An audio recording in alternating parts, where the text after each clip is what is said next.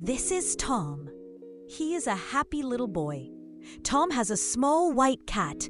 The cat's name is Snowy. Every morning, Tom and Snowy play in the garden. Snowy loves to chase a red ball. Tom laughs when Snowy jumps high. One morning, Tom calls Snowy, but Snowy does not come. Tom looks around the garden.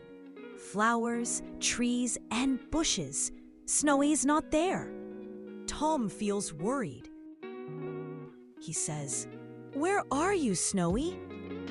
Tom walks slowly down the street. He asks the neighbors, "Have you seen my cat, Snowy?" Some shake their heads. Some smile and say, "No, sorry." Tom keeps looking and calls Snowy softly. Suddenly, Tom hears a soft meow. He looks up and sees Snowy on a tree branch. Snowy looks scared. Tom says gently, "Come down, Snowy. Don't be afraid." Slowly, Snowy jumps into Tom's arms. Tom is very happy. Tom hugs Snowy tightly.